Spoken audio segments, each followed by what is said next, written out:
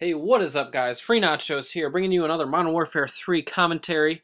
This is a Tryhard Tuesday, episode 5, I believe. But this isn't really a classic Tryhard Tuesday because I'm using a striker. Is striker a Tryhard gun? I don't know. Because it's so good, it could be a Tryhard gun, but it also is a shotgun, so who knows. But today I want to talk about, it's my review of Sleeping Dogs. I've beaten the whole thing. I will be uploading the entire thing to you guys, but I beat the whole thing. I'm going to be bringing that to you guys, every couple days. And if you haven't seen the latest episode, I'll put an annotation on the screen right now.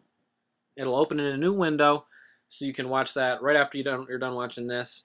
And I have it all in a playlist and everything, so it's nice and tidy for you guys. So everything should be a-okay. But I want to talk about my review of the game, what I think of it. No spoilers, now that I beat it.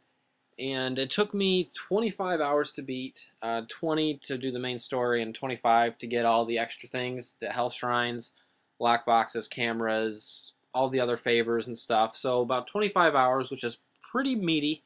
It's not as big as it's a tad short, just the straight campaign. If you like to do side missions and stuff, you should be in for a nice ride.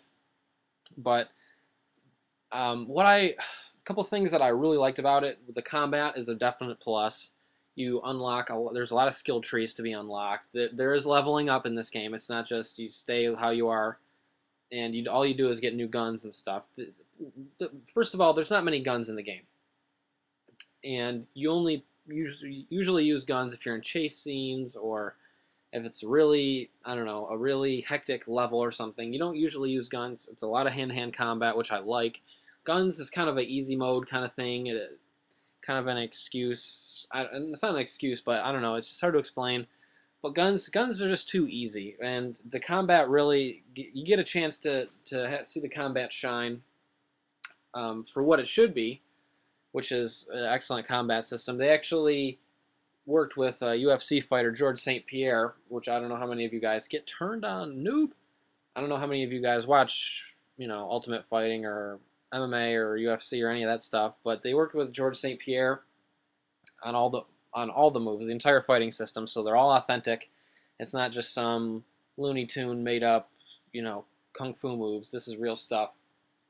And so, as far as gameplay goes, I'd give it a probably 8.5, 9 out of 10. Gameplay was really solid. Driving was very good. Combat and driving were two really unexpected pluses in the game.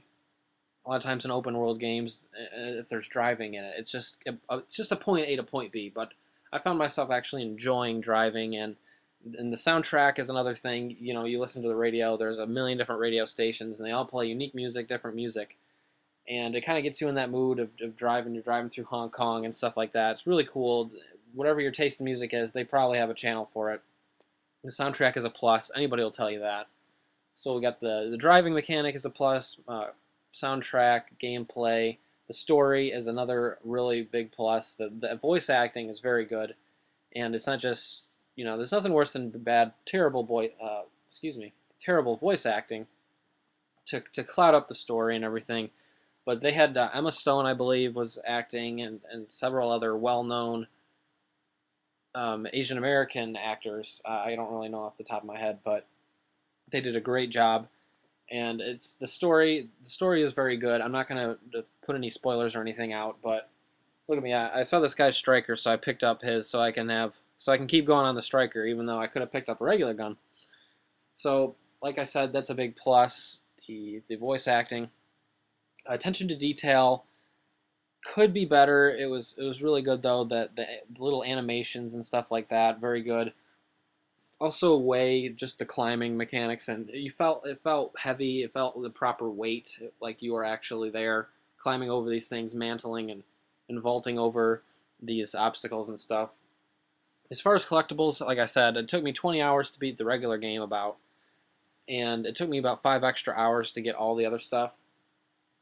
And that's a good amount. If you get high enough face value, you can, on the map, it'll actually show you where all the collectibles are. If you get high enough face. So you want to do a bunch of favors and stuff so you can actually see all those health shrines and stuff like that on the map. Because once you get those health shrines, you can increase your max health if you get 5 of them. Every 5 you get, you increase your max health by 10%. So that's a plus. The lock boxes are good. There's clothing. I haven't even bought all the clothing. I'm actually, like, I ran out of money. I was trying to buy all the cars, all the clothing. I actually ran out of money because, and I had over $1 million, and I ran out of money fast buying cars and clothes and stuff, just trying to get all the 100% unlocked. But I did get all the drug deals, all the drug busts and everything else, all the missions, all favors, and like I said, all the lockboxes, shrines, cameras. I beat the game. I beat the crap out of the game, and it took me 25 hours.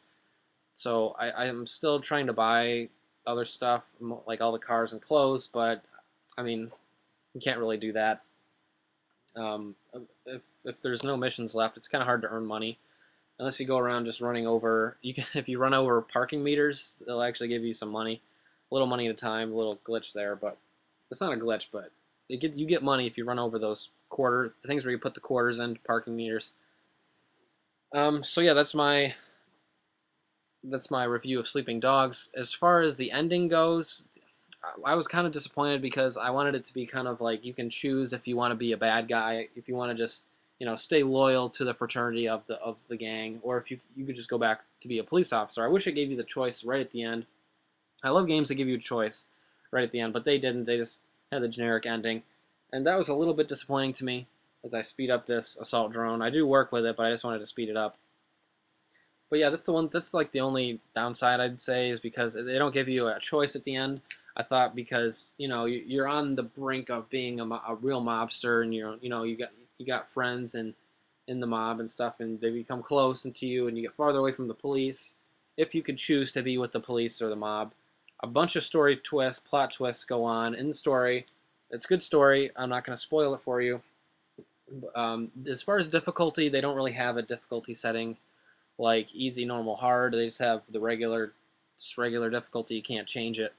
And it didn't feel too easy or too hard. It felt just right. And I play a lot of video games, obviously, and it didn't seem too hard. It didn't seem too easy. So it seemed about just right.